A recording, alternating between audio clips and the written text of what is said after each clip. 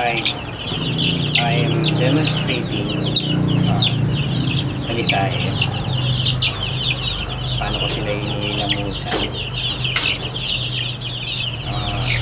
Ito, this is 22 days old chick to be exact. So pinapaliguan ko sila, pinupunasan pala, tapos dinidibig ko. So yung pinupukin ko yung tuka nila using scissor. So the purpose of that is para maiwasan yung tukaan, may cannibalism. Kasi when they age around 25-30 days, lalo na pag crowded yung lugar nila, mainit yung katawan nila, tapos they tend to feather pick bawat isa. At pag nag-feather pick sila, nangyayari, pag nakakita sila ng dugo o laman, they will continue on picking or eating the flesh na. So what I'm doing right now is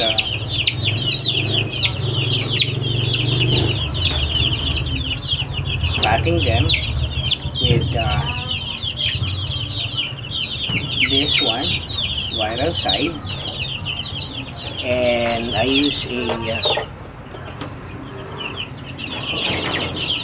lemon flavored dog shampoo or bath para medyo mabango. Yun yung solution with water. Then I use a used sack kasi medyo may balahibo siya, and yung dirt sa katawan ng mga sisiw sumasama. So after making sure that nadibig ko na siya, at the same time punasan ko na siya ng maayos, I put him under the sun. Medyo siguraduhin kung maaraw para hindi sigurado hindi sila sipunin. So anyway, that's it.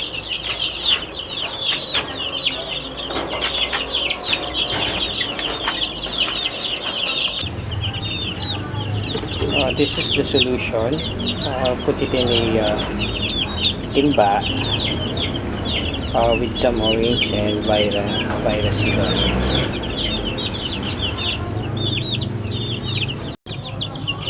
So yung itsura nila pag katapos paliguan, binababad sila sa heat of the sun by batch. Kasi it's ng mga this is around 100 chicks. So I do it by batch para hindi masyado nakakapal.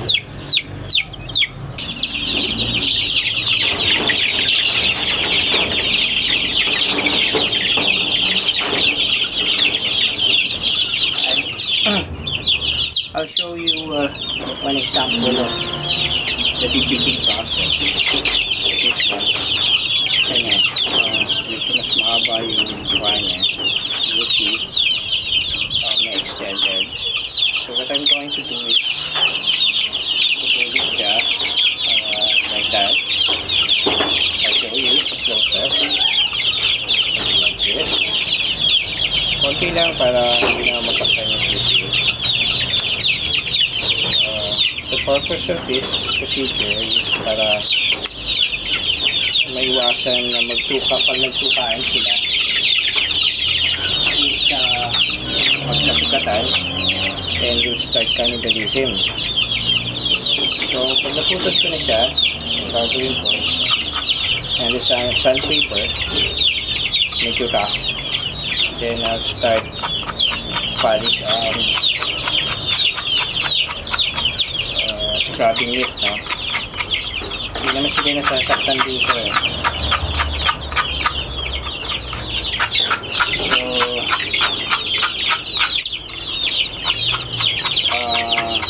Para medyo maganda naman na pagkakapitol.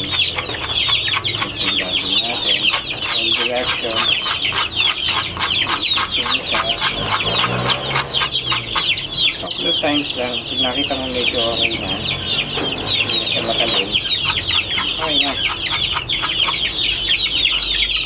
Tapos nun, I'll start batting them na. Yung socks ginamit ko, binaligtad ko para medyo himulmul yung ano nila.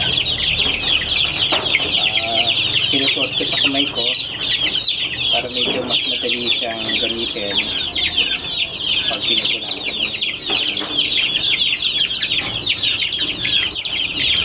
So, ganyan. Punas-punas sila with Viraseed solution na lemon para medyo mabango. Dog shampoo yung ginagamit ko with.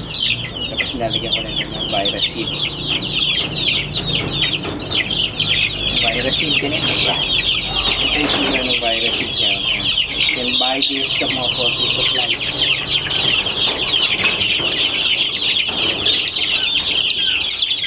So, sinasabay ko na lang yung pag-batch sa kanila sa paglinis ko sa kulungan. This is chicks is mga mga 22-23 days old. Sinitsempo ko na rin yung ganito kasi eksakto na rin yung haba ng tuka nila sa pagputol. Usually kasi nagtutukaan sila pagka 25-30 days na.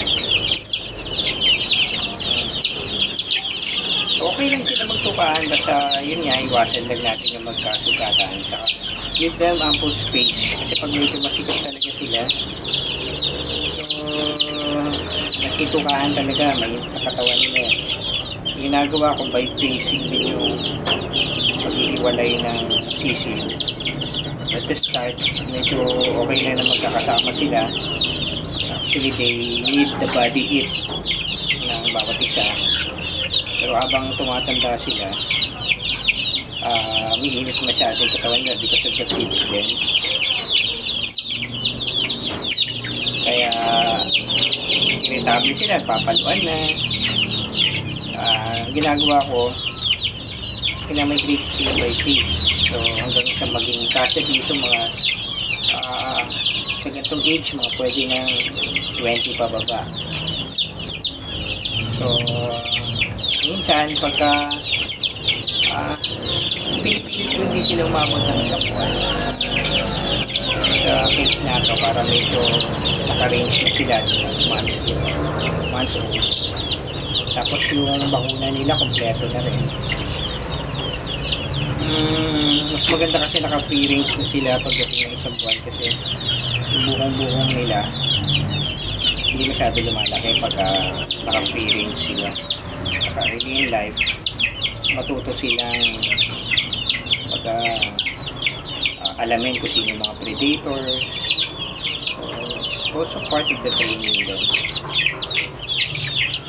So, binibigyan ko sila ng nilinis ko na binibigay ko na lahat ng medication at early part of their chick life para may panlaban sila. Strong foundation, strong possibility of survival.